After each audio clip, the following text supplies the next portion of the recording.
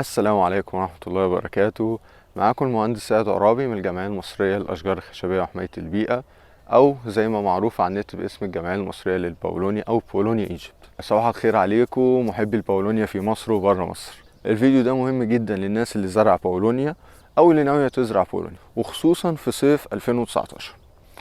لو انت شخص زارع بولونيا أو مهتم بزراعة البولونيا أو ناوي تزرع بولونيا، لازم تعمل سبسكرايب للقناة بتاعتنا على اليوتيوب، ولازم تفعل الجرس عشان الفترة اللي جاية دي هننزل أول بأول معلومات مفيدة جدا عن زراعة البولونيا. هننزل معلومات عن الرعاية.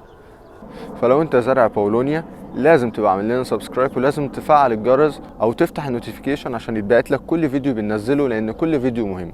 لان زي ما احنا ما قلنا قبل كده، لو رعيت البولونيا كويس، لو مشيت ببرنامج الرعاية كويس، لو زرعت كويس، لو عملت خطوات الزراعة السليمة اللي احنا بنقول عليها، الدنيا بتمشي سريعة جدا وبتمشي اعلى من ما احنا ما بنقول، واعلى من ما احنا ما قايلين في دراسة الجدوى. طيب لو انت مش ناوي تزرع بولونيا، لازم تعمل سبسكرايب لو انت بتحب الاشجار الخشبية او مهتم بزراعة الغابات عموما او بتحب الطبيعة. لو انت زرع في صيف 2019، يبقى انت لازم دلوقتي تكون الاشجار عندك عدت على الاقل متر 75 او 2 متر تقريبا.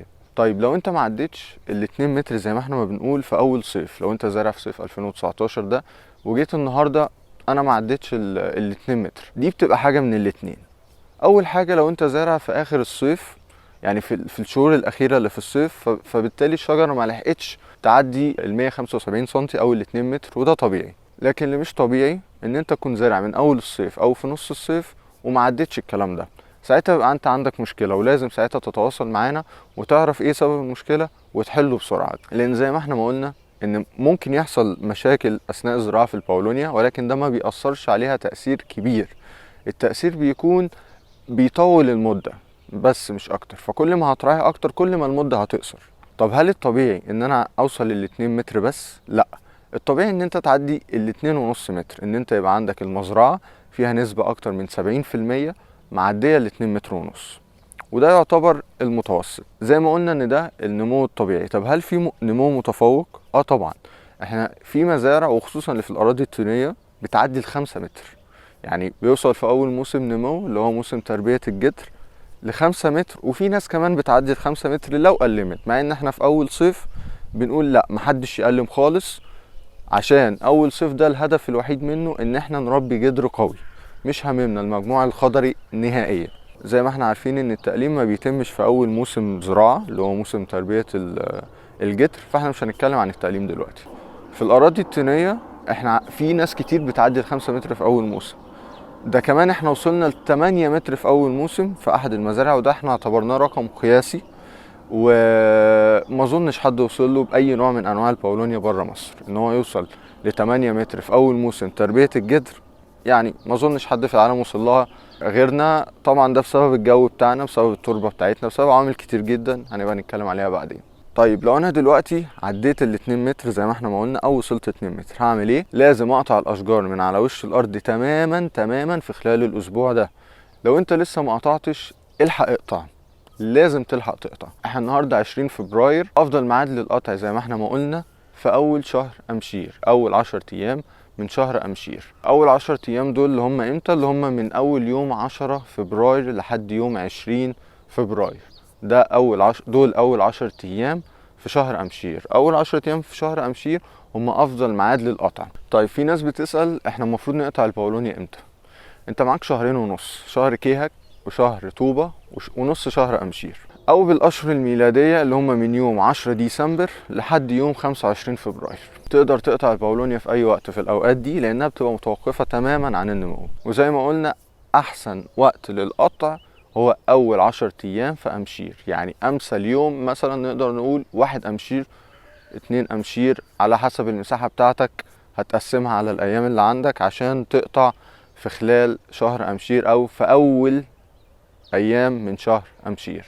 طيب يبقى زي ما قلنا احنا هنقطع من على وش الارض تماما، هساوي الساق بسطح التربة تماما. في ناس بتسأل طب اسيب قد ايه؟ مش هسيب حاجة، مش هسيب حاجة خالص من على سطح التربة.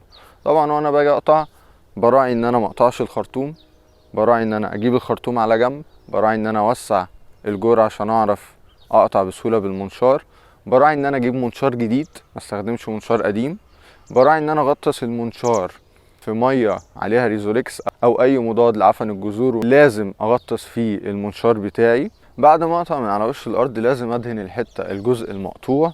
بمجرد ان انا قطعت بيبقى في واحد تاني بفرشة وبيدهن مكان القطع، او انا بفرشة وبحطها في مضاد لعفن الجذور ونمو البادرات زي الريزوليكس زي الماكسيم زي المونكت زي اي نوع من انواع مضادات اعفان الجذور، وبمسح الجزء اللي انا قطعته. طبعا انا في فترة الشتاء ما بسقيش الباولونيا، وطبعا يوم القطع ده انا قبليه على الاقل في اسبوع مفيش ميه جت عشان التربة ما تبقاش رطبة، لان الرطوبة من الحاجات اللي بتجيب اعفان، وانا عايز ابعد عن الاعفان خالص انها ما تصيبش الجزء اللي انا قطعته عشان بعد كده يحصل فيه نمو البادرات. اخلي بالي جدا وانا بقطع ان انا ما اجرحش الجذور، يعني انا بقطع من على وش الارض تماما. طبعا ده منظر الساق من فوق لما بقطعه وبيبقى عندي جذور كده، ما جرحش الجذور، يعني المنشار يمشي عدل وما جرحش الجذور خالص، حاول على قد ما اقدر ما جرحش الجذور نهائيا. طيب في ناس بتسأل الشجر اللي انا قطعته ده هل ممكن استفاد بيه؟ الاجابة في ناس بيوصل عندها النمو عالي زي ما احنا ما قلنا، فبالتالي هو عنده ساق 3-4 متر يقدر يستخدمها كسور، في ناس قطعتها وعملتها سور، ممكن يستخدمها في تكعيبات العنب كده، ولكن استخدامها هيبقى محدود وهيبقى في نطاق المزرعة، مش هيخرج بره المزرعة عشان تكلفة الشحن.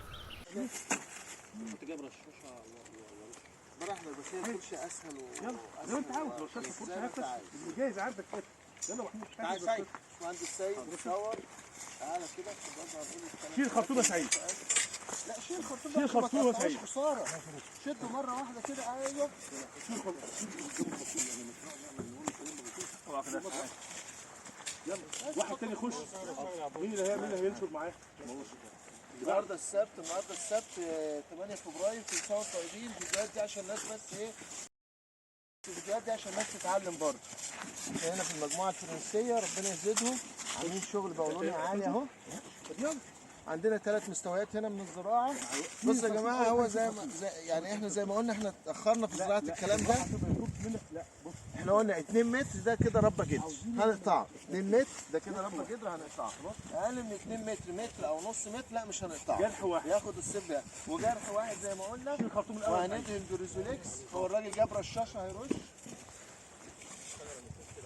والنهارده زي ما قلنا بسم الله الرحمن الرحيم، النهارده 8 فبراير، بكره 1 امشير ميعاد القطع. احنا بنقطع من نص يناير لغايه نص امشير، كل ده وقت قطع. بس كل ما الدنيا كانت برد كل ما بنأخر نفسينا. يعني لو الدنيا حررت من نص يناير نقطع في نص يناير، اخر يناير نقطع اخر يناير. لكن لو جت لغايه اول امشير وما حررتش لا هنقطع غصب عننا، هنقطع اول امشير، لان اخرنا نص امشير نكون مخلصين قطع، لان العصاره خلاص اشتغلت وبدات تطلع. هننزل الفيديو ده النهارده عشان الناس كلها الاسبوع ده تقطع من على وش الارض تماما. احنا هنوريهم الحالات ونسالهم ونقطع.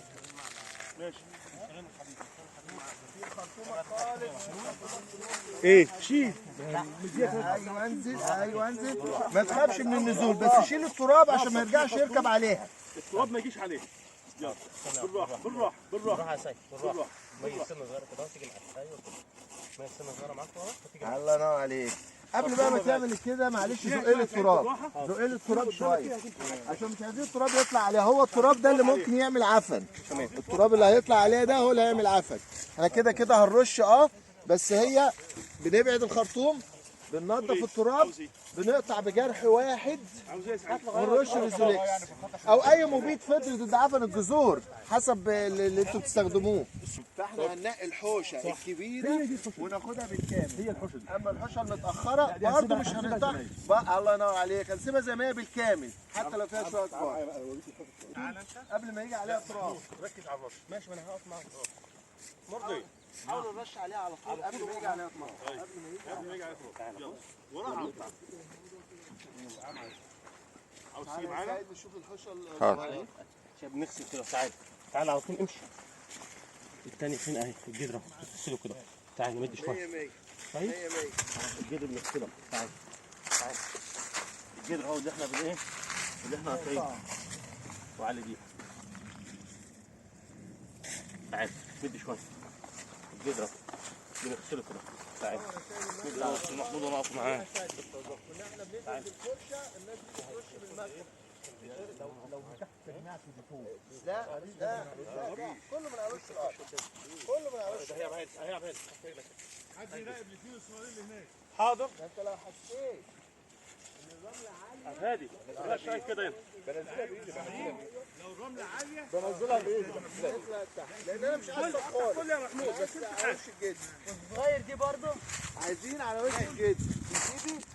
لا اقطع كله خلاص. اقطع كله. الحوشه الكبيره دي هنقطعها كلها. الحوشه دي ما دام اكترها كبير هنقطعها كلها. مايل له دي سنه كده بقى. بسم الله الرحمن الرحيم. يلا يا باشا يلا يا باشا. مش عايزين رمل عليه. الله ينور عليك. ارمي اشتغل. طيب سعيد تيجي هنا ابعد الخرطوم اهو الاول واعمل ايوه ابعد الخرطوم الاول. ابعد الرمل. ايوه من هنا كده. واقطع يا باشا وواحده واحده. بايدك بقى ميل سنه كده. ميل سنه هناك بس كده. وطول ما انت بتنشر ميل سنه بس ما تكسرهاش بايدك. بالراحه تعال زي ما انت. يعني ايه؟ ايوه افتح لنفسك. ايوه كده افتح لنفسك. افتح لنفسك. ايوه واحده واحده. سيبها لي يا سيد من فوق. سيبها لي من فوق. افتح لنفسك. مش هيتعود بقى. واحده واحده. واحده واحده. طيب كده. ايوه مش عايزين الرمل يجي عليه. امسح بايدك عادي. امسح بايدك عادي. جه عليها رمل امسحها بايدك عادي. يا هادي لغايه ما الراجل يخش فرش اللي خد بيقول. الربع ولف عشان ما تتوهش نفسك. ماشي. يبقى زي ما قلنا ضروري يا جماعة الناس اللي زرعة في آخر صيف 2019 إنها تقطع من على وش الأرض. اقطع الشجر دلوقتي. حاول ما تعديش يوم 25 فبراير وانت لسه ما قطعتش. ضروري جدا لو انت تعرف حد زرع باولونيا تبعت له الفيديو ده، او انت ناوي تزرع باولونيا تتابعنا زي ما قلنا في اول الفيديو. اعمل لنا سبسكرايب للقناة عشان احنا هننزل معلومات شبه اسبوعية للناس اللي زرع باولونيا، وهننزل معلومات كتير عن الاشجار الخشبية وزراعتها في مصر، وهننزل معلومات كتير عن ازاي يبقى انت عندك مزرعة نموذجية. اتمنى الفيديو يكون فاتكم، واتمنى تتابعونا وتتفرجوا على كل فيديوهاتنا، لان احنا هننزل اول باول الرعاية الصحيحة لكل مراحل الباولونيا في كل المراحل العمرية المختلفة. السلام عليكم.